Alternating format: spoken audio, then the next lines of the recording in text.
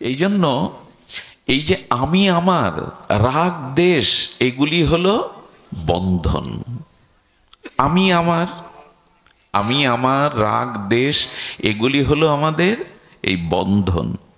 আচ্ছা, বন্ধনটা সেই ইচ্ছা থেকে, খুব ধ্যান দিয়ে শুনুন, আমি খুব দার্শনিক একটি বিচার, মানে আমি মোক্ষ নিয়ে, মুক্তি নিয়ে কথা বলছি, তো এই কথাগুলি এরকমই, সহজ করে বলা যায় না, তবু চেষ্টা পাচ্ছি। আমি তো ঘোর মূর্খ, তো সে কারণে সহজ করে আমিও বুঝবার চেষ্টা করছি।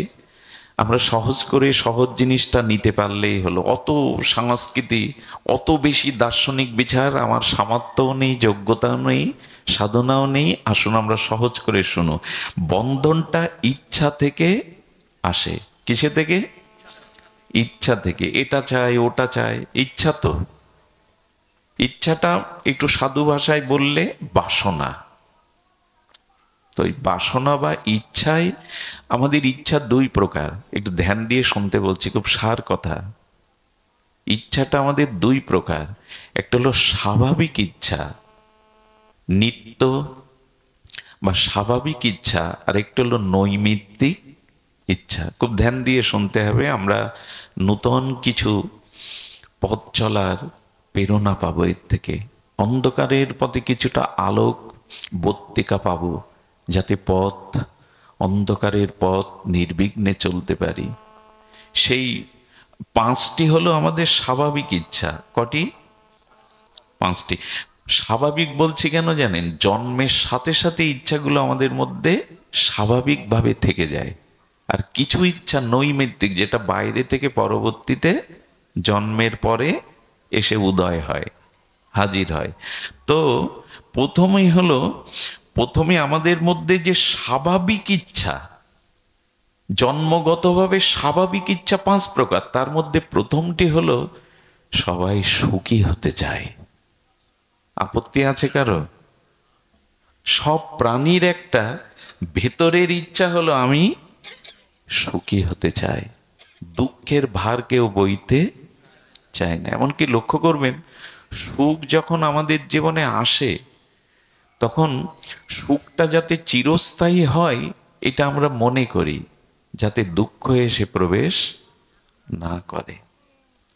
সুখের মধ্যে দুঃখের প্রবেশ কেউ চান? সুখে আছি, এর মধ্যে দুঃখ আবার প্রবেশ করুক? এই জন্য আমাদের চিরকালীন একটা স্বাভাবিক ইচ্ছা, জন্ম থেকেই স্বাভাবিক ইচ্ছা সুখী হতে চাই, সুখ চাই। আর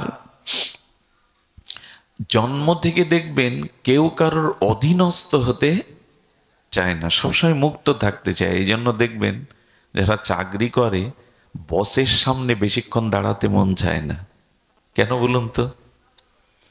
মুখ নিচু করেই থাকতে হয়, তো সার ছাড় করতে হয়, হ্যাঁ হ্যাঁ করতে হয়। এই জন্য বেশিক্ষণ বসের টেবিলের সামনে দাঁড়াতে চায় না, মুক্তি চায় সবাই। কেউ কারো অধীনস্থ এটা থাকতে চায় না। তার মানে মুক্তির বাসনাটা আমাদের স্বাভাবিক, নেই তা নয়। কেউ কারোর আনুগত্য মেনে নিতে চায় না। কেউ কারোর আনুগত্য, মানে ওই যে বন্ধন, মানে হ্যাঁ, যে জন্ম থেকে স্বাভাবিক আমরা মুক্তি যেন চাই, বন্ধনে আবদ্ধ চাই না। এই জন্য এগুলি কিন্তু স্বাভাবিক ইচ্ছা, সকলের মধ্যে শত স্বাভাবিকভাবে এটা হয়। আরেকটি ইচ্ছা দেখবেন, সকলে বড় হতে চায়, কেউ ছোট থাকতে চায় না। সকলেই স্ব ক্ষেত্রে বড় হতে চায়।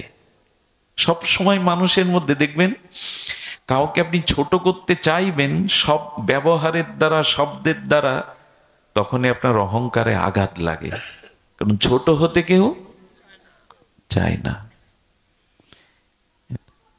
এগুলো খুব মার্মিক বিষয়, যে দেখবেন সবাই সুখ চায়, কেউ বন্ধন বা কারো আন্ডারে থাকতে চায় না, আর সকলেই বড় হতে চায়। কারণ নাল্পে সুখমস্তি, অল্পের মধ্যে, ছোটর মধ্যে সুখ নাই, স্বাধীনতা নাই। আমি পূর্বে বলেছি, ছোট একটা জলের পাত্রে ছোট একটা মাছ রেখে দেন, অক্সিজেনের অভাবে কিছুক্ষণ পর ছটফট করবে। ও তখন বলবে, আমাকে একটু পুষ্করণীতে দিয়ে দাও হে বিধাতা, আমার তো বাঁচার স্বাদ আছে, আমাকে একটু পুকুরে দিয়ে দাও। পুকুরটা তো বৈশাখ মাসে, চৈত্র মাসে শুকায়, আবার সেই জলের অভাব, আবার সেই ছটপট করা। তখন বলছে একটু খাল বিলে দিয়ে দাও, খাল বিলও তো বৈশাখ জ্যৈষ্ঠে শুকায়। বলছি না, অল্পতে তো সুখ নাই, সুখ পাচ্ছি না। তখনই ও বলবে আমাকে নদীতে দিয়ে, যেমন নদীও তো মারা যাচ্ছে। সর্বশেষ বলবে, প্রভু ওই যত অল্প জায়গায় তত দেখি সমস্যা, তুমি একেবারে আটলান্টিক বা বঙ্গোপসাগরে, ভারত মহাসাগরে দিয়ে দাও আমার, ওইখানে ওইখানে আমার জলের অভাব হবে না। এই জন্য ছোট ছোট স্থান, ছোট থেকেও শান্তি পায় না। এই জন্য সবাই বড় হতে চায়, এবং আমাদের চাওয়াটাও তাই। আমরা বড় হতে চাই। কটা হলো? সুখের ইচ্ছা আর বন্ধন মুক্তির ইচ্ছা, আর একটি হলো বড় হওয়ার ইচ্ছা। আরেকটি জিনিস চায় মানুষ, অমৃত চায়, বিষ কেউ চায় না। আচ্ছা, পিপিলিকার সামনে আপনি বালি আর চিনি মিশিয়ে দেবেন, কি চাইবে ও? একটি বিষের বিন্দু আর মধুর বিন্দু দিয়ে দেবেন, কিসে গিয়ে পড়বে ও? সবাই অমৃত চায়। অমৃত মানে কি জানেন? আস্বাদন চাই। প্রত্যেক বস্তুর মধ্যে আমরা একটা রসের আস্বাদন চাই, বিষ কিন্তু কেউ চাই না। কিন্তু রবীন্দ্রনাথ ঋষিকবি বলেছেন, চাই না বললে কি আর হবে, আমি জেনে শুনে বিষ। যারা এইগুলো টানেন ধুম, তারা তোর গায়ে কি লেখা থাকে না, ওর বড় বিভৎস ছবি থাকে। এগুলো জেনে শুনে বিষ পান করা করি আমরা। আরে বেটা, এক গ্লাস ওটা না পান করে এক গ্লাস দুধ পান কর। দুধ পান আর ওই পান কি সমান হয়? পান সামনে তো সমান। একটা থালাতে যদি পান সামনে দুটোই সমান, দুগ্ধ পান আর মদ্যপান, পান সামনে দুটোই তরল বস্তু, পান করতে হয়, দুটো পান কি এক হয়? অমৃত চাই। আমি কত কি যে খাই, ভস্য আর ছাই তব নামামৃত চাই না। কত কি যে খাই, ভস্য আর খেয়ে গেলাম, তোমার নামামৃত, তোমার কথামৃত আমি চাইলাম না। কত মানুষ আছে পাশে অনুষ্ঠান ঘুমিয়ে থাকে, ভাগবত ঘুমিয়ে, অমৃত চায় না তারা। সারা জীবন যা পান করলাম সেগুলো শান্তি দেয়নি, ওই ভোগ রোগ এসে দেখা দিয়েছে, বিতৃষ্ণা এসে দেখা দিয়েছে, ক্লান্তি দেখা দিয়েছে। আচ্ছা, কেউ যদি বলে আমি সারাদিন আজ রেগে থাকবো 24 ঘন্টা, পারবেন? মারা যাবেন, স্ট্রোক হয়ে মারা যাবেন। কিন্তু কেউ যদি বলে আজ আমি প্রেমে 24 ঘন্টা কাটাবো, পারবেন? পারবেন? কারণ অমৃত, বিষে বেশিক্ষণ টিকে থাকা যায় না, অমৃতেই টিকে থাকা যায়। যদি কেউ বলে আমার খেতে ভালো লাগে, 24 ঘন্টা খেতে পারবেন, কিন্তু 24 ঘন্টা না খেয়ে থাকতে পারবেন। একাদশীর দিন এলে তো সাধুরা বলে যাক ঝামেলা মিটলো। আচ্ছা, খাওয়ার ঝামেলা আর নাই, বসে বসে ভগবানের ঝামেলা মিটলো একটা দিন। আমাদের তো দুপুর হতেই রান্ধনশালার দিকে নজর যায়। একাদশী আসতে পারলো না শোনে পারণ কটায়, কেন কেন জিজ্ঞাসা, পারণ কটায়।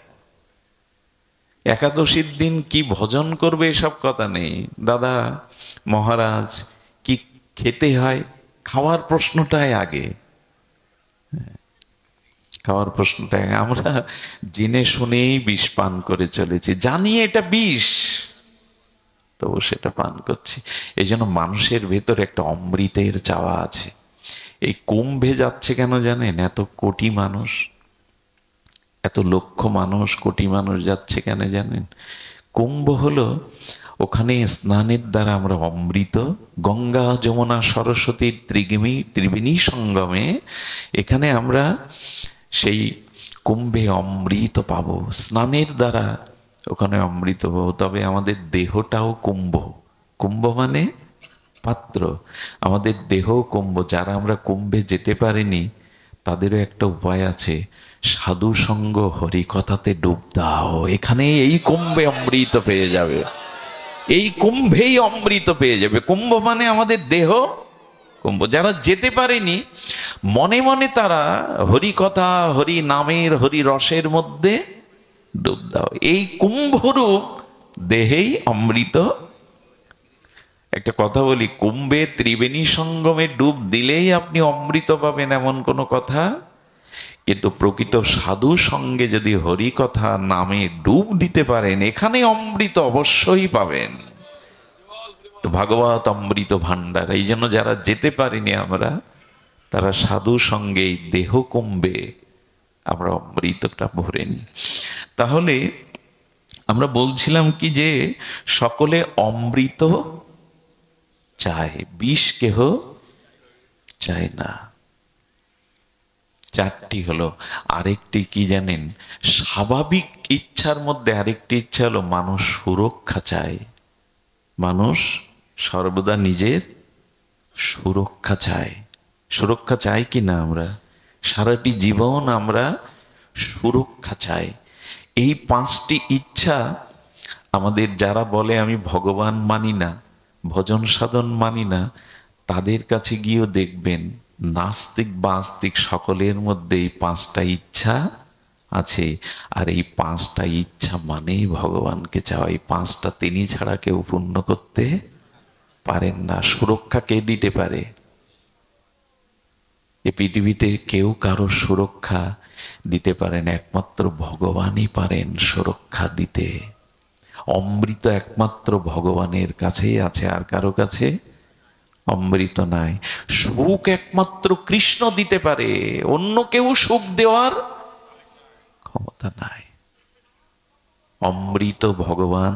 ভগবান অমৃতময়, তাই অমৃত। সুখ সিন্ধু হলেন ভগবান, সচ্চিদানন্দ সুখ সিন্ধু। এই জন্য সুখ, অমৃত, সুরক্ষা, বড় হওয়া। আচ্ছা, বড় কি করে হওয়া যায়? আপনারা লক্ষ্য করেছেন এই পৃথিবীতে সব থেকে বড় খ্যাতি, সব থেকে বড় সম্মান কারা পায়? যারা ভগবানের ভক্ত হয়েছেন তারাই। একজন সম্রাট, একজন ইতিহাসবিদ, তারাও মাঝে মাঝে জগৎ থেকে ইতিহাস কখনো কখনো তাদের ধিক্কার দেয়, ইতিহাসের পাতা থেকে তাদেরও মুছে ফেলা হয়। কিন্তু ভক্তকে, প্রহ্লাদকে মুছে ফেলতে পারবেন? ধ্রুবকে মুছে ফেলতে পারবেন? পারবেন না। 70 বছর বয়সে আর বিনা পুঁজিতে, তেমন টাকা কড়ি ছিল না, এই ভক্তি বেদান্ত স্বামী প্রভুপাদ আমেরিকায় গিয়েছিলেন। 70 বছর বয়সে পার্কে বসে খোল নিয়ে 3 ঘন্টা কীর্তন করতেন। কাছে কিছু নেই। সেই 70 বছরের বৃদ্ধ ভোগাক্রান্ত স্থূল ভোগবাদ আমেরিকাকে নাড়িয়ে দিল, বিশ্বকে নাড়িয়ে দিল। কোন প্রেসিডেন্টের দ্বারা এটা সম্ভব? প্রভুপাদ ইসকন সোসাইটি সৃষ্টি করে সারা পৃথিবীতে যেটা প্রচার করলেন, এটা কোনো বিশ্ব নেতৃত্বের দ্বারা সম্ভব? তারা তো আজকে রাজা আছে, কালকে তাদের ঠিকানা নেই। এই জন্য বলছেন বড় হওয়ার স্বাদ সকলেই, তো বড় কখন হবেন? ভগবানকে ভালোবাসলে ভগবান বললেন আমি তাকে আমার থেকেও বড় করে তুলি, আমার ভক্তের মর্যাদা আমি বড় করে তুলি। এই জগতে তারই খ্যাতি হয় যিনি গোবিন্দের ভক্ত হয়েছেন। কিছু মনে নেবেন না, আমার মতো নরাধম, আমার ব্যক্তি পরিচয় যদি জানেন তো থুতু ফেলবেন আপনারা। আমাদের তো কোনোই পরিচয় দেওয়ার কিছু নেই, না আছে বিদ্যা, না আছে সংস্কার। তবে এত দূর দূরান্ত থেকে ভক্তগণ কেন আমার ভেতরে, মানে এই যে এখানে আসেন হরিকথা শুনতে, আমার স্বাতন্ত্র তো কোনো পরিচয়ের জন্য এখানে কেউ আসে না। যদি প্রশ্ন করেন তবে আপনারা উত্তর কি দেবে জানেন? মঙ্গলজি, কেন আসি জানো?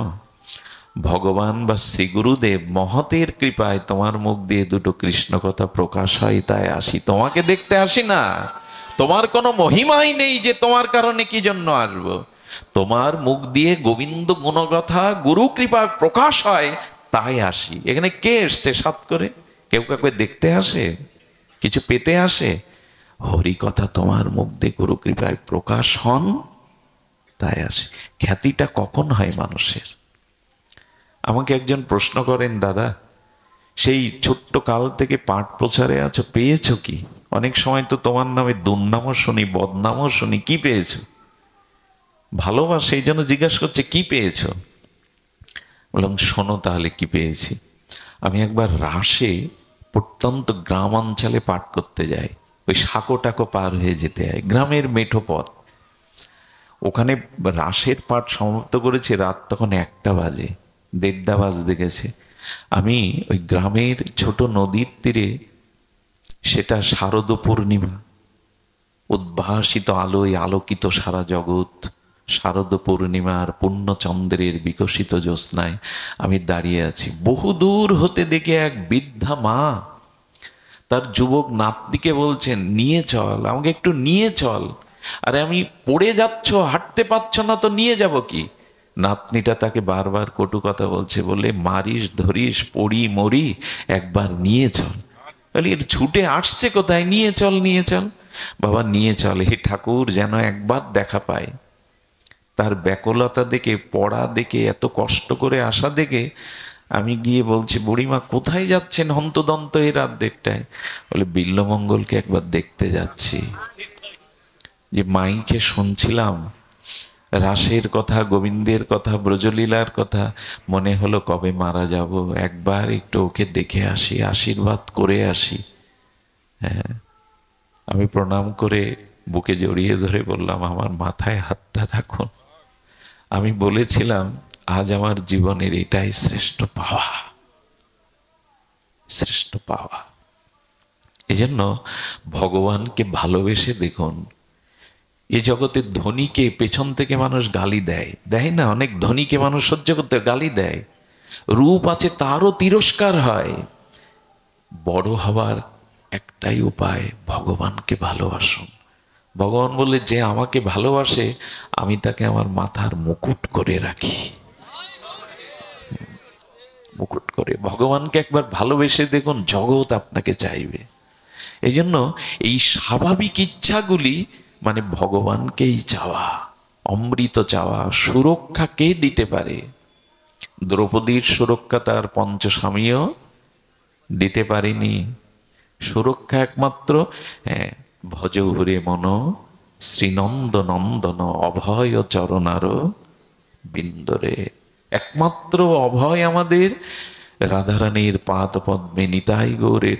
মহাপ্রভুর অষ্টকে বলেছেন, সুরেশানাং দুর্গং, আমাদের নয় দেবতাদেরও নিরাপদ আশ্রয় হলো গৌর চরণ, গোবিন্দ চরণ। দেবতাদেরও, মানুষের কথা বাদ দিন, দেবতাদেরও নিরাপদ আশ্রয় হলো গোবিন্দ চরণ, গৌর চরণ। সুরেশানাং দুর্গং, দেবগণেরও নিরাপদ আশ্রয় ভগবত চরণ।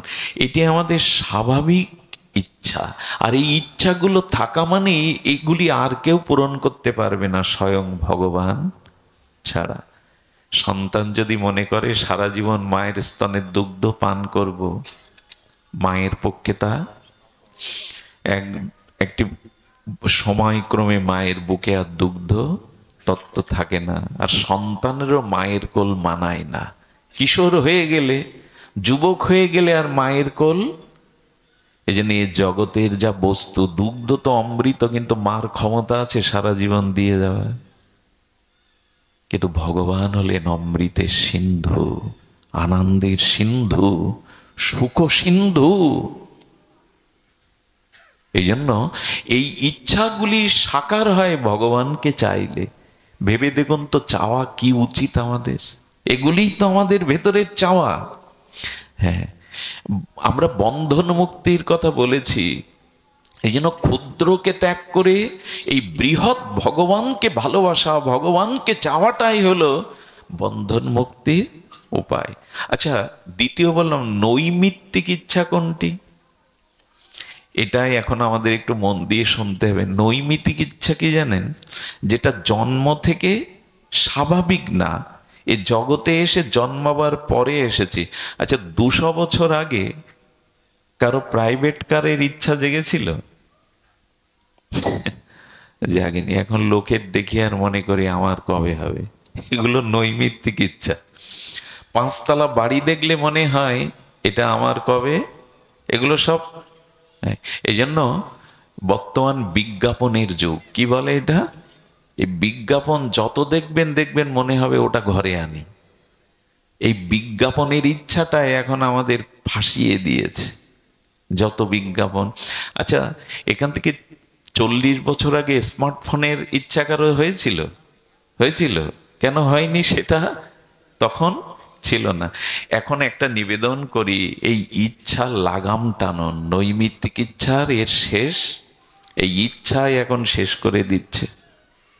আর আমাদের ছোট ছোট শিশু কিশোরদের অবস্থা তো আমরা একেবারেই শেষ করে। ডাক্তার যতই বলুক ওদের হাতে দিও না। এই ইচ্ছায় এখন আমাদের এই মূল ইচ্ছাকে ঢেকে ফেলেছে। বাড়ি চাই, গাড়ি চাই, বড় পথ চাই, হ্যাঁ, এইগুলি। এই জন্য এই ইচ্ছাগুলির লাগাম যদি না টানেন, চাই আর চাই, এই চাইতে চাইতেই ফেসে গেছে আমরা। ফোন না হলে জীবন চলবে না। বৃন্দাবনের সাধুদের গিয়ে দেখুন, দেখেও না, ওদের হাতে ওগুলো নেই। একটা জিনিস বলি, এখন বিজ্ঞানের এই উৎকর্ষ, এই বিজ্ঞানের যুগ থেকে আমরা পিছিয়ে যেতে, স্মার্টফোন থাকুক, কিন্তু এগুলির ব্যবহার একটু নিয়ন্ত্রণ না হলে কিন্তু আগামী 1 দশকে মানব সভ্যতা ধসে পড়বে। মানব সভ্যতা ধসে পড়েছে, আর যেটুকু বাকি আছে। এই জন্য এইসব ব্যবহারের, এই যে গাড়ি চাই, হ্যাঁ, স্মার্ট, যে ছোট ছোট বাচ্চারা ক্লাস 6-7-এ পড়ে, তাদের হাতে কেন স্কুলে এটা যাবে? এজন্য কত কত মেধাবী জীবন ওই যে মোটর সাইকেলের কারণে কিনে দিতে হবে। বাবা মাকে তারা হুমকি দেয় আত্মহত্যার। কত প্রাণ যে ঝরে যেতে দেখেছি। সবার হাতে সব ইচ্ছা পূরণ করতে যায়েন না। আমি ভারতীয় একটা সঙ্গীতের একটা চরণ আমার খুব মনে পড়ে, সব পেলে নষ্ট জীবন। সব যদি পেয়ে যায় না কেউ, তার জীবন নষ্ট হতে বাধ্য। কিছু কিছু অপূর্ণতা ভালো,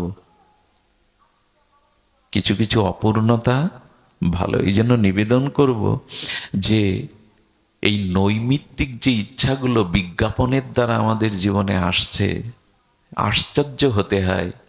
সব ঘরে বাচ্চাদের এখন ওষুধ। আপনাদের শিশুকালগুলো মা জোর করে তিতো খাওয়াতো, 14 শাক, তিতো। এখন এখানে ফাস্টফুডটাই সকালে দেয়া হয়। স্কুলে যাবে, টিফিনে আর কি দেবে, দাও ওটা দাও। খাদ্যের বিজ্ঞাপন, ওই যে বলছে বিজ্ঞাপন থেকে যে ইচ্ছাগুলো জাগে, উপায়ও নেই এখন। জানি না কোন দিকে যাচ্ছে আমরা, এর শেষ কোথায়। তবে যে ভালোর পথে যাচ্ছে না সমাজ, আমাদের পারিবারিক অবস্থা, ব্যক্তি অবস্থা যে ভালোর দিকে যাচ্ছে না, এটা বলা যায়, এটা বলা যায়। এই ইচ্ছা মানুষের কি ক্ষতি করে একটা জিনিস শুনুন। এক ভদ্রলোক তার পরিবারকে সময় দিতে পারত না, এত ব্যবসা বাণিজ্য, শিল্পপতি। তো তার শিশু বাবাকে চাইতো, কিন্তু সবসময় পেত না। একটা শূন্যতা, বাবা যখনই আসতো উচ্ছ্বাস, বাবা বাবা বলে। হঠাৎ করে বাবা একদিন দামি একটা বিদেশি কার কিনে এনেছে। বাচ্চাটা মানে একেবারে বাচ্চা নয়, বোধ হয়েছে, ক্লাস 3-তে পড়ে। বাবাকে দেখে, নূতন গাড়ির মধ্যে বাবাকে দেখে ও পরমানন্দে, আনন্দে নাচতে নাচতে বাবা বাবা বাবা বলতে, গাড়ি গাড়ি বলতে বলতে এগিয়ে গেছে। বাবা গাড়ি থেকে নেমে গাড়িটা দেখাচ্ছে, এত দামি, এত সুন্দর। ছেলেটার পাশে একটা পাথর ছিল, সত্য ঘটনা শুনুন, উত্তরপ্রদেশে। ওই পাথর দিয়ে, বাবাকে অনেক দিন পর গাড়ি সহ পেয়েছে, পাথর দিয়ে ও ভেতরে এরকম খটখট করে কি লিখছে। আর ওই দামি গাড়িতে পাথর ঠুকরাচ্ছে দেখে তার বাবার এতটা রাগ হয়ে গেল, এসে এমন একটা চপাটাঘাত করলো, ওইখান থেকে ও নিচে পড়ে গিয়ে পাথরে মাথাটা লেগে ওখানেই মারা গেল।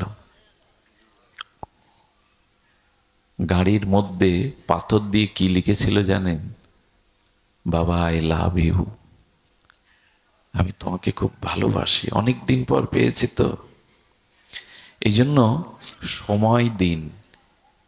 নিজের ভোগ বিলাস ইচ্ছার পিছনে যদি ছুটতে থাকেন, পরিবার লোপাট হয়ে যাবে।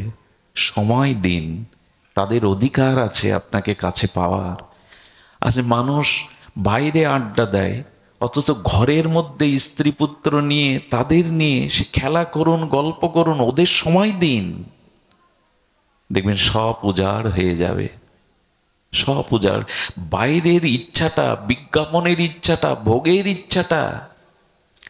আমি গাড়িতে তো আমি নিশাচর বলে আমার অনেকে, আমি রাতেই চলি, সারা জীবন পথেই রাত কাটে। তো দেখেছি ব্রিজের উপরে, হ্যাঁ, খালের পাশে, নদীর পাশে বর্তমান যারা কিশোর যুবক তারা ওই নেটে আবদ্ধ হয়ে আছে। বড় কষ্ট লাগে। বিশ্ববিদ্যালয়ের সামনে যান রাত 2টোর সময়, তারা আবদ্ধ, ঘুম নেই চোখে। কোথায় যে বর্তমান প্রজন্ম চলেছে! এই বাইরে বিজ্ঞাপনের রঙিন যুগ থেকে যদি বাঁচাতে চান, পরিবারকে সময় দিন। পারলে ছেলে মেয়েকে নিয়ে একটু ভাগবতে আসুন, একটু মন্দিরে যান, এগুলো তাদের বাঁচাতে পারে, এগুলো তাদের বাঁচাতে পারে।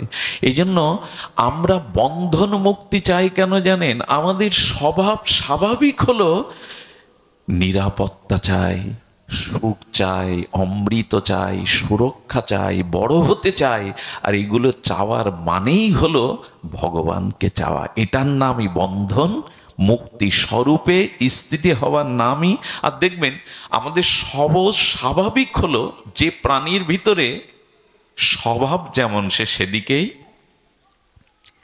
এটা কিন্তু আমাদের স্বভাব। আমরা অমৃত থেকে এসেছি। ঈশ্বরকে ভালোবাসায়, তাকে সেবা করায়, তাকে চাওয়াই আমাদের স্বভাব। যার যা স্বভাব না, সে সেদিকেই যায়। আচ্ছা, পাখি কখনো খাঁচায় থাকতে ভালো বোধ করে? ওর স্বভাব কি? খাঁচার মধ্যে আবদ্ধ থাকা। এই জন্য ফাঁক পেলেই উঠতে চায়। জলকে আপনি মোটরের দিয়ে যতই 5তলায় তুলুন, ওর স্বভাব হলো বিন্দু বিন্দু আকারে। জল কোন দিকে যেতে চায়? নিচের দিকে। যার ভেতরে যা স্বভাব, সেদিকেই তার গতি প্রকৃতি যাবেই। জল আপনি 5তলায় মোটর দিয়ে তুলুন বিন্দু বিন্দু করে। আচ্ছা, আগুনকে নিচের দিকে নিতে পারবেন? আগুনের শিখা, সে প্রদীপ জ্বালান, আগুন জ্বালান, কাঠ জ্বালান, কখনো আগুনের শিখা নিচের দিকে নিতে পারবেন? কোনোদিন পারবেন না। যতই নিচের দিকে নিতে যাবেন, কারণ আগুনের সৃষ্টি সূর্য থেকে। যার যেখানে গতি প্রকৃতি স্বভাব, সে সেই দিকেই। মাটির ঢেলাটা উপরে ছুড়ে দিন, উপরে দাঁড়াবে না। ওর জন্ম তো মাটিতেই, ও মাটিতেই আসতে চাইবে। এই জন্য যার যা স্বরূপ, তার ইচ্ছাটা সেই দিকে। অর্থাৎ বাতাস কখনো এক জায়গায় আটকে থাকে? বাতাসের স্বভাব বহমান। নদীর স্রোত, ওকে বাঁধ দিয়ে আটকে দিন, ওই স্ফীতি হতে হতে বাঁধ ভেঙে ছুটবে। আমাদের স্বভাব ভগবানের কাছ থেকে এসেছি, তার কাছে ফিরে যাওয়া, এটাই হলো আমাদের মুক্তি। কিন্তু এটা বাধাগ্রস্ত হচ্ছে এই কামনা বাসনা মায়ার সংসারে। এই জন্য জালে আটকে গিয়ে একটু ছটফট করুন, যাতে জাল কেটে বেরোনো যায়। ভাঙা, ফরিদপুর, মকসেদপুর এই অঞ্চলের মানুষের কথা আমাকে ইন্ডিয়া থেকেও মানুষরা কল করে বলেন। বাংলাদেশের অন্দর অঞ্চলে, বিল্লমঙ্গলজি ওখানে কি পেয়েছেন, এত যান কেন, আমাদের কাছে আসেন না? আমার মাঝে মাঝে মনে হয় আপনারাও হ্যামিলনের বাঁশিয়ালার মতো কোনো মুক্তির গান শুনেছেন, নাহলে এভাবে ভাগবতে রুচি হয় না। আপনাদের মধ্যেও কোনো বাঁশির সুর বেজেছে, নাহলে এত কষ্ট করে এত গুণীজন সুদীজন আপনারা আসতেন না। এই জাল ছিঁড়ে বেরোবার একটু ছটপটানি থাকুক ভেতরে। কবে গুরু গোবিন্দের কৃপায়, কবে সাধুর কৃপায় এই জাল থেকে আমরা মুক্তি পাব। এই জন্য নিজের রূপের দিকে আর নয়, এবার স্বরূপের দিকে তাকান। আমি তোমারই রাধারানী, আমি আর কারো নই। আমি তোমারই, আমি আর কারো নই। এই জন্য ভগবানের প্রতি দেখুন, আমাদের এই যমুনার স্রোত বইছে, যমুনার স্রোতটা বইছে, তেমনি আমাদের ওই জন্ম মৃত্যু স্রোত কবে থেকে বইছে জানি না। কতবার জন্মেছি, কতবার মৃত্যুর স্বাদ নিয়েছি, কত কর্মফল ভোগ করেছি। দেখবেন এই যে জন্ম মৃত্যু জরা ব্যাধি এই স্রোতে ভাসছে, আরো কতকাল ভাসবো ঠিক নেই। এত নিশ্চিন্ত হয়ে বসে থাকবেন না।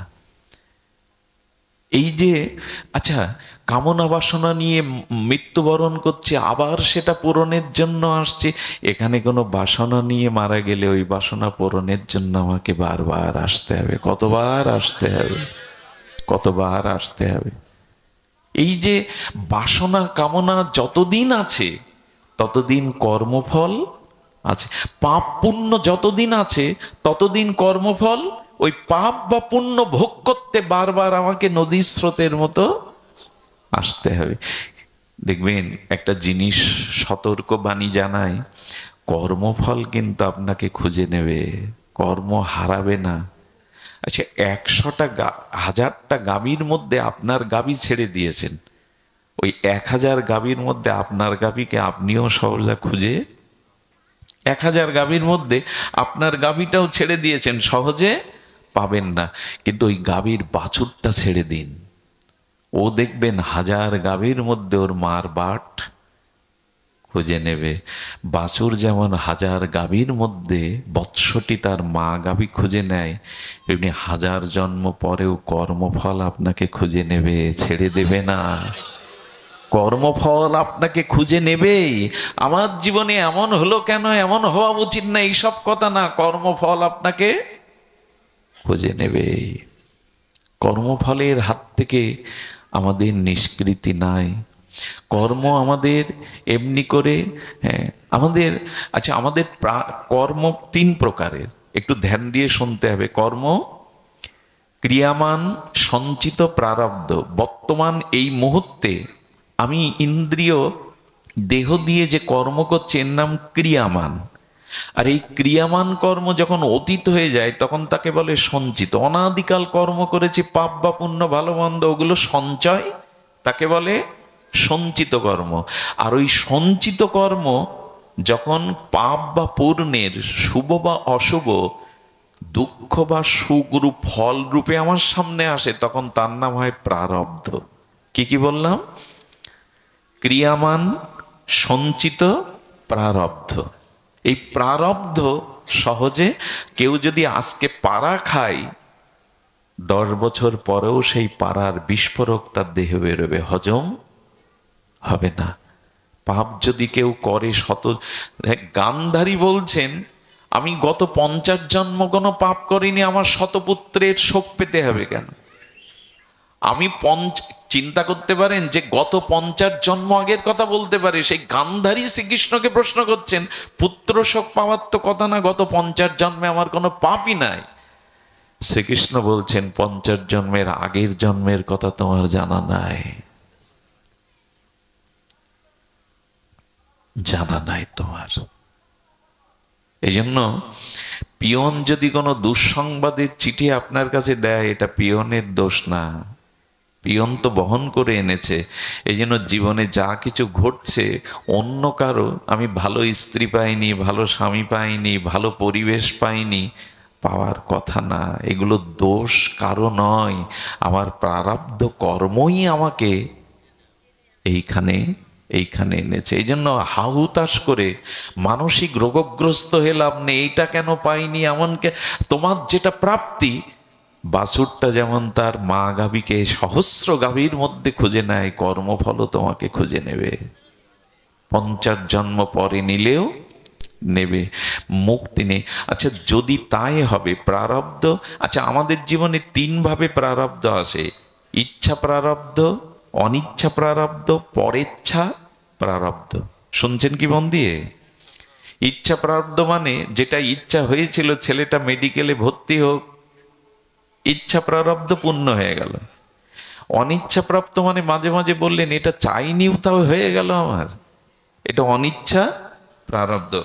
আর পরেচ্ছা প্রারব্ধ মানে পরের দ্বারা যা আমার জীবনে ঘটছে, আমার দ্বারা হয়নি। দুজন মারামারি করলো, আমি দাঁড়িয়ে আছি, পুলিশ আমাকে ধরে নিয়ে গেল। একবার পত্রিকায়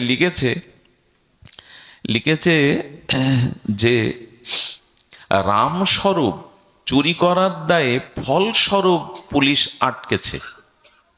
সাংবাদিকদের ভাষা তো, রামস্বরূপ তার নাম, রামস্বরূপ চুরির দায়ে ফলস্বরূপ ধরা পড়েছে, মানে চুরির ফলে ধরা পড়েছে। একজন অল্প বিদ্যা ভয়ঙ্করী পাঠ করতে গিয়ে বলছে ফল, হ্যাঁ বলছে রামস্বরূপ চুরি করলো আর ফলস্বরূপ রে ধরলো। আসলে ফলস্বরূপ ধরা পড়েছে, কিন্তু অল্প বিদ্যা তো, ও পড়ে বলছে রামস্বরূপ করলো চুরি, বিচার দেখো ফলস্বরূপের ধরেছে।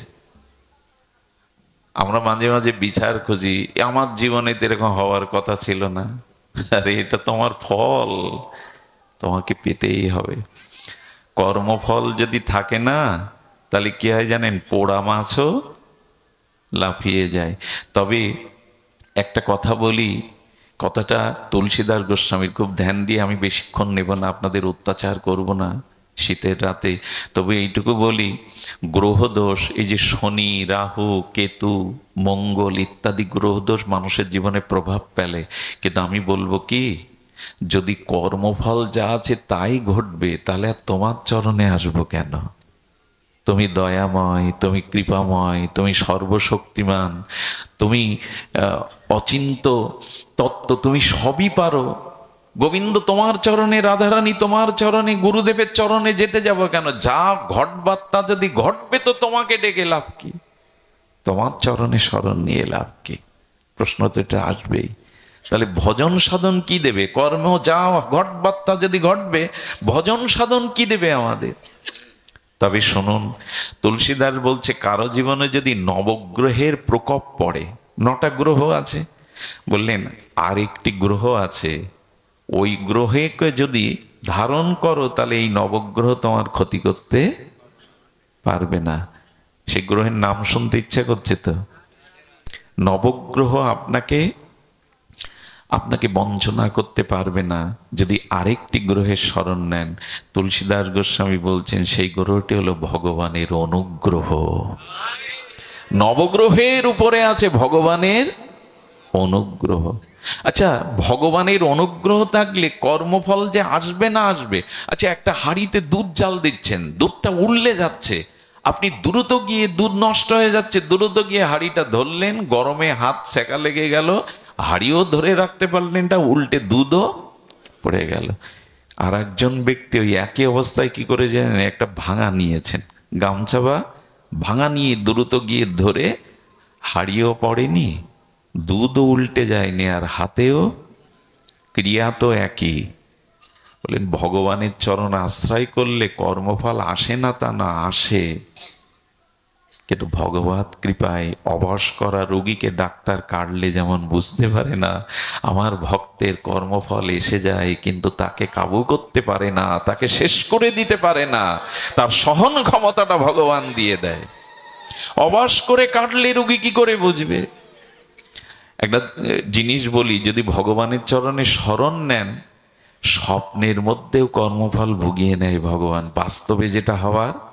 আরে এক জ্যোতিষী হাত দেখে বলছেন আগামী 3 মাসের মধ্যে তার রাজদণ্ড আছে, রাজা তাকে কোনো অপরাধে চুনকালি মাখিয়ে জুতোর মালা পরিয়ে রাজ্য ছাড়া করবে। শ্রেষ্ঠ জ্যোতিষী হলে কি হবে, দেখছে যে স্পষ্ট হস্তরেখা। সাধুর চরণে গিয়ে বললেন একটা উপায় করে দিন। সাধু বললে উপায় আছে, পারবে তুমি? ওই যাও বৃন্দাবনের একটা জঙ্গলের মধ্যে দেখিয়ে বলছেন ওখানে জপ করো, রাত দিন হরে কৃষ্ণ মহামন্ত্র জপ করো, ঘুম আসবে, তোমার তো অভ্যাস নেই, ঘুমিও না, জপ করো।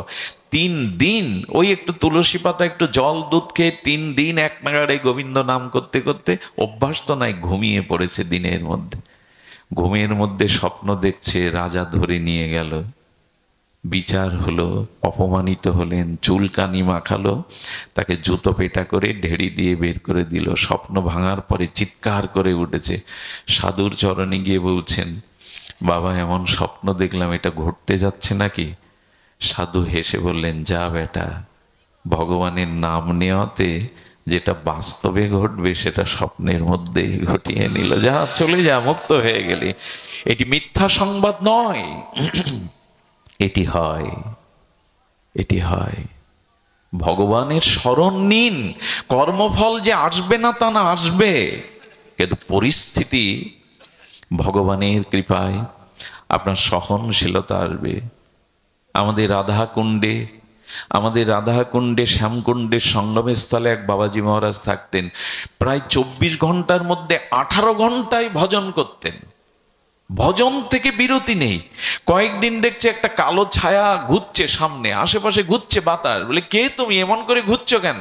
বলে, তোমার প্রারব্ধ। কি প্রারব্ধ? তা 12 বছর তুমি কঠিন রোগে ভুগবে, তোমার কর্মফল আছে। তো বলছে, ঢুকছো না কেন আমার মধ্যে? বলে, আরে তুমি যেভাবে ভজন করছো তোমার মধ্যে আমি ঢোকার অবকাশই পাচ্ছি না। রাধাকুণ্ডের ঘটনা। বারবার ঘুরছে, তখন বলছেন, আমি কর্মফল এড়াতে চাই না, তুমি আমার মধ্যে আসতে পারবে, তবে 12 বছর সময় তোমাকে দিতে পারবো না, আমি ভজন ছাড়া থাকতে পারবো না। বলে, তাহলে 12 মাস দিন। বলে, সেটাও সম্ভব না। বলে, 12 দিন দিন। বলে, সেটাও সম্ভব না। আমি তোমাকে 12 ঘন্টা আমার ভিতরে প্রবেশের অনুমতি দিচ্ছি, কর্মফল আমি এড়াবো না। ভক্ত কখনো ভগবানকে বলে না, আমার দুঃখ না আসুক, জরাব্যাধি না আসুক, তবে ক্ষমতা দাও যেন হাসি মুখে কর্মফল শোধ করে যেতে পারি। ওটি ভোগ না করলে আমাকে আবার আসতে হবে, আবার আসতে হবে। তাই দুঃখ ব্যাধিকে হতাশাগ্রস্ত না হয়ে ভগবানকে স্মরণ করুন, তার চরণ আঁকড়ে ধরে তার কাছে নিবেদন করুন, দুঃখ আসুক, বিপদে মরে রক্ষা করো, এ নহে মোর। আহা, বিপদে রক্ষা করো এটা আমার প্রার্থনা নয়, বিপদ আমার কর্মফলে আসুক, দুঃখ জরা আসুক, সইবার শক্তি দাও, মেনে নেওয়ার তোমার মঙ্গল বিধানকে বোঝবার মতো শুদ্ধ জ্ঞান দাও। মা সন্তানকে রসগোল্লা খাওয়ায়, চুমো দেয়, আবার গালে চড়ও মারে। চড় মারাটাও তার মঙ্গলের জন্য, কিন্তু সন্তান বুঝতে পারে না। এই জ্ঞানটা আসে ভজন করলে, যে প্রভু তোমার কৃপায় কর্মফল আসুক, আমি যেন মেনে নিতে পারি, সইতে পারি। শুধু ভক্তগণ, একটা জিনিস বলে পাঠ বিশ্রাম করি। কর্মফল জ্বালাবে। আচ্ছা, রাস্তা দিয়ে হাঁটুন, রাজপথ দিয়ে, খুব জ্বালা। হাঁটতে গেলে কলার খোসা আছে কিনা, ডাইনে মোটরসাইকেল আছে কিনা, বামে কেউ ধাক্কা দিল কিনা, কত ঝামেলা বলুন তো। আচ্ছা, কেউ যদি উপরের দিকে আবার হাঁটতে চায়, আর এক জ্বালা। উপরের দিকে দৃষ্টি দিয়ে হাঁটলেই তো হোঁচটকে দেবে। আবার খুব নিচের দিকে তাকিয়ে হাঁটলেও আর এক জ্বালা। রাস্তায় চলাটা খুব জ্বালা। একটা কথা বলি, আপনি বিশ্বাসের টিকিট কাটুন, আর শ্রদ্ধার সিটে বসুন, আর শরণাগতি গোবিন্দের এসি বাসে চড়ে যান। তখন উঁচুর দিকেও তাকালে ক্ষতি নেই, ডানে বামে তাকালেও ক্ষতি নেই। ওই এসি বাস আপনাকে পৌঁছে দেবে। শরণাগতির ভগবানের বাস, বিশ্বাসের টিকিট আর শ্রদ্ধার সিটে বসে যান। আর আপনি এদিক ওদিক তাকালেও আপনার চিন্তা নেই, আপনি লক্ষ্যে পৌঁছাতে পারবেন। শুধু এইটুকু বলি, ভগবানকে ভালোবাসুন। দ্রৌপদীর কর্মফল ছিল, বস্ত্রহরণে তার কর্মফল ছিল, কিন্তু বস্ত্রেও কে জোগালো? গোবিন্দ। কেন জানেন? গোবিন্দের হঠাৎ আঙুল কেটে গেছে একদিন। আঙুলটা কাটার সাথে সাথে যখন রুধির ঝরছে, তখন তার প্রেয়সী বরা, যারা পডরানী, রানী, সব রানীগণ, রুক্মিণী সত্যভামা কি করেছে জানেন? দাসীদের বলছে একটা পটি আনতো, প্রভুর হাত কেটে গেছে। আর এই রুক্মিণী সত্যভামা ঘরের মধ্যে পটি আনতে গেছে, পাশে দ্রৌপদী দাঁড়িয়েছিল। দ্রৌপদী তার রেশমির কাপড়টা সঙ্গে সঙ্গে ফাল করে ফেলেছে। চিন্তা করতে পারে, রুক্মিণী সত্যভামা পটি খুঁজতে গেছে, কাপড় খুঁজতে গেছে, দ্রৌপদী তার রেশমির কাপড়টা ছিঁড়ে দিয়ে গোবিন্দের ওখানে যখন বেঁধে দিল, কৃষ্ণা, দ্রৌপদীর আর এক নাম কৃষ্ণা, কৃষ্ণা দামি কাপড়টা ছিঁড়ে ফেললে। দ্রৌপদীর চোখে তখন জল। বলছেন, কাপড় কেন? হে শ্যাম, গায়ের চামড়া দিয়েও যদি তোমার চরণে একটা জুতা করে দিতে পারতাম। হ্যাঁ, কৃষ্ণের চোখে ছলছল করে উঠল জল। মনে মনে বললেন, দ্রৌপদী, যদি কখনো সময় আসে এই বস্ত্রের প্রতিদান আমি তোমায় দেব। ভগবানকে ভালোবাসলে না, দ্রৌপদীর বস্ত্রহরণে গোবিন্দ বস্ত্রের রূপ ধরে তাকে লজ্জা নেবেন। কিছু করুন, কিছু ত্যাগ স্বীকার করুন ভগবানের জন্য, ভক্তের জন্য। এক সময় ওটা পাবেন, এক সময় ওটা পাবেন। গতদিন আমি বলি, সেবা করতে থাকুন মানুষের কল্যাণে, ইষ্ট প্রীতিতে, ভগবত প্রীতিতে একটু কিছু ছাড়তে থাকুন, ত্যাগ করতে থাকুন, ফিরে আসবে একদিন। সবশেষে এইটুকু বলি, কর্মফল যায়, কর্মফল রোধ হতে পারে যদি পুরুষার্থ করেন, ভজন করেন, গভীরভাবে যদি ভজনে মনোনিবেশ করেন, তবে ভজনের দ্বারা কর্মফল রোধ হয়। তার একটা প্রকৃষ্ট দৃষ্টান্ত। আচ্ছা, জজ কোর্টে যে মামলার রায় হলো, তা যদি আপনার রায় সম্মতি না হয়, কোন কোর্টে যায় আমরা? হাইকোর্টে। হাইকোর্টের রাও যদি আপনার সম্মতি না থাকে, কোথায় যান? সুপ্রিম কোর্টে। সুপ্রিম কোর্টের রায়ের পরে আর কোন কোর্টের রায়ের অপেক্ষা আছে কি? সুপ্রিম কোর্ট বেঞ্চ যেটা রায় দিয়ে দিল, ফাঁসি ডেকে দিল, আর কোন কোর্টের দরজা, আর কোন জজ ম্যাজিস্ট্রেটের দরজা? কিন্তু ওই ফাঁসির আসামি তখনও মুক্তি পেতে পারে। একটা পথ খোলা আছে, যদি দেশের রাষ্ট্রপতি তাকে ক্ষমা করে। একটা ফাঁসির আসামি সুপ্রিম কোর্টের রায়ের বাইরেও যদি বিশেষ ক্ষমতা বলে রাষ্ট্রপতি কোনো ফাঁসির আসামিকে মুক্তি দিতে পারেন, তবে জগৎপতি কৃষ্ণ পারে না কর্মফল হতে আমাদের মুক্তি দিতে? অবশ্যই ভগবান মুক্তি দিতে পারে। ভগবানের চরণে শরণ নিন, তার নাম আশ্রয় করুন। সুপ্রিম কোর্টের রায়ও রোধ করতে পারে রাষ্ট্রপতি, গোবিন্দ পারে নাকি? এই জন্য দয়া করে দুঃখ, কষ্ট, যন্ত্রণা ভগবানকে জানান, শ্রী গুরুদেবের চরণে সমর্পণ করুন। সবশেষে এই মধুরতি মধুর কথাটি আর একবার স্মরণ করিয়ে দিয়ে পাঠ বিশ্রাম করি। মা যশোদা যমুনাতে যাচ্ছে। ভাগ্যবতী ব্রজবাসী মায়েরাও যশোদার সাথে যাচ্ছে। কেন জানেন? গোপালের নামে প্রদীপ দেবে যমুনা মাইকে। তো গোপাল তখন বলছেন, মা আমি যাব, মা আমি তোমার সাথে যাব। তা গোপাল যখন মায়ের কাছে কোনো দাবি করেন, মা এড়াতে পারে না, বললে তুই থাক গোপাল। বলে না মা, যাব, পূজা দেখতে যাব, যমুনা দেখতে যাব। যমুনার কোলে এসে প্রদীপ প্রজ্বলন করে মায়েরা ভাসিয়ে দিয়ে চোখ বন্ধ করে প্রার্থনা করছে, আমাদের গোপাল যেন সুখী হয়, গোপাল যেন ভালো থাকে। কৃষ্ণ চোখ খুলে দেখে মা যশোদা সহ সব ব্রজ মায়েদের চোখ বন্ধ। কৃষ্ণ হঠাৎ যমুনায় লেবে পড়েছে। লেবে পড়ে যে প্রদীপগুলো ভেসে যাচ্ছিল, ডেকে ডেকে বলছে, না আমার কাছে ফিরে আয়, ভেসে যাস না, ফিরে আয়। কিছু প্রদীপ এলো। গোবিন্দ পীতবসনে, তার পীতবরণ বসনে প্রদীপগুলো বেঁধে নিল। নিয়ে আবার মা চোখ খোলার আগে উঠে গোবিন্দ চোখ বন্ধ করে প্রার্থনারত। মা দেখছেন, হ্যাঁ গোপাল প্রার্থনা করছে আমাদের মতো করে, চল গোপাল। মা প্রদীপ দেয়া পূজা হয়ে গেছে যমুনার, হেরে গেছে, চল। আসতে গিয়ে দেখে সেই পুডলিতে বাঁধা প্রদীপগুলো মাটির প্রদীপ, তো শব্দ হচ্ছে। গোপাল এসছিলি তো খালি হাতে, এ পুডলির মধ্যে কি?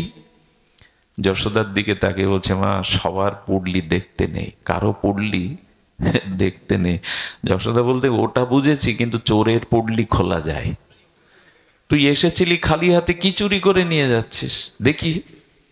পুডলি খুলে দেখে মা যেসব প্রদীপ ভাসিয়েছিল, তোর স্বভাব এখনো যায়নি গোপাল, তোর চুরি করার স্বভাবটা এখানেও। প্রদীপগুলো, আচ্ছা প্রদীপগুলো নিয়েছিস। যে কথাটা আজকের অনুষ্ঠানের সার সিদ্ধান্ত কথা, কৃষ্ণ তখন বলছেন কাঁদো কাঁদো সুরে, মা আমার একটা স্বভাব আছে, সেই স্বভাব হলো আমার সামনে কেউ ভেসে যাক এটা আমি দেখতে পারি না। আমার সামনে কেউ ভেসে যাক এটা আমি দেখতে পারি না। প্রদীপগুলো যখন যমুনায় ভেসে যাচ্ছিল, তখন আমি নেমে গিয়ে ওদেরকে ডেকেছিলাম, আয়। এই হলো ভগবানের স্বভাব।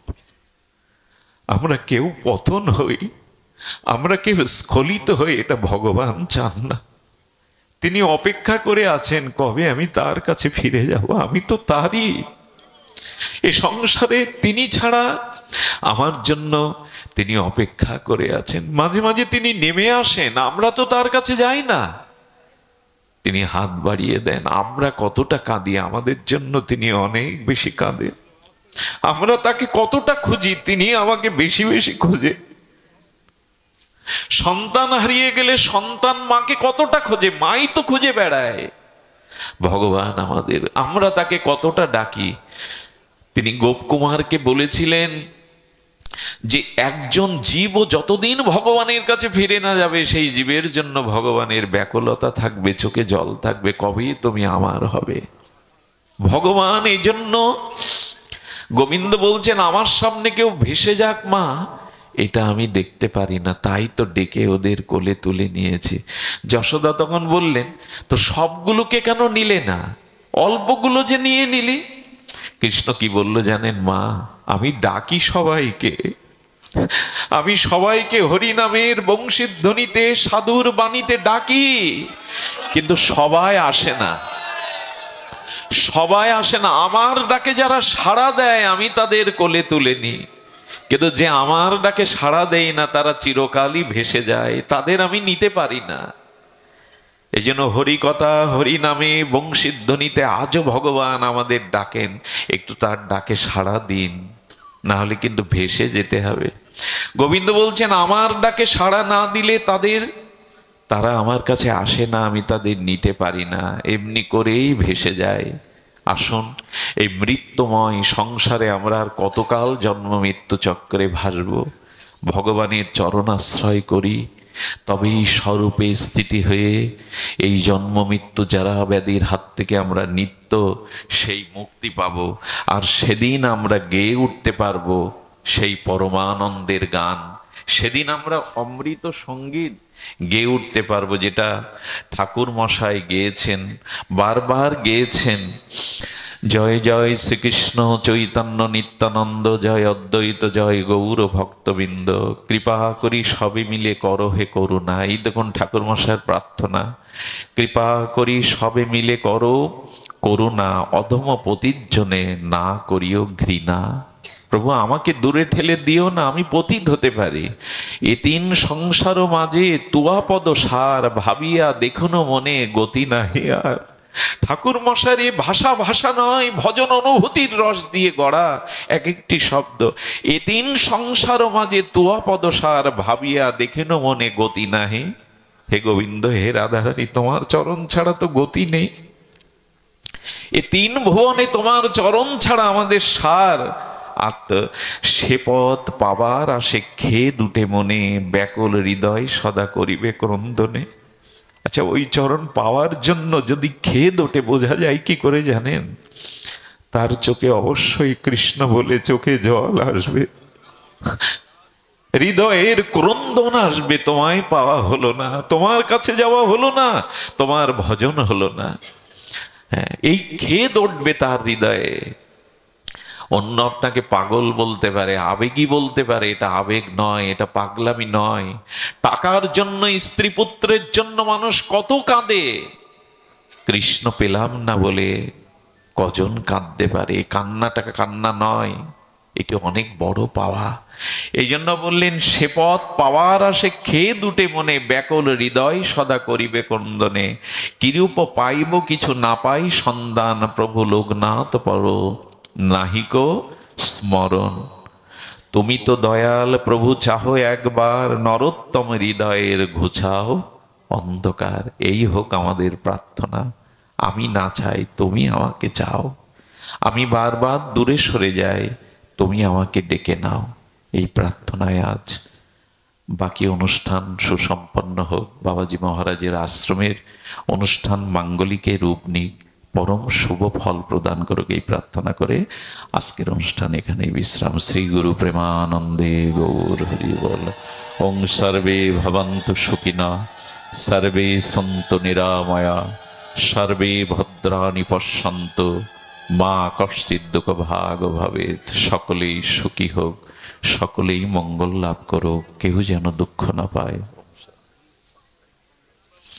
ফাল্গুনের 5 তারিখে কমলাপুরে সম্ভবত পাঠ আছে, আপনারা নিমন্ত্রিত, আমন্ত্রিত।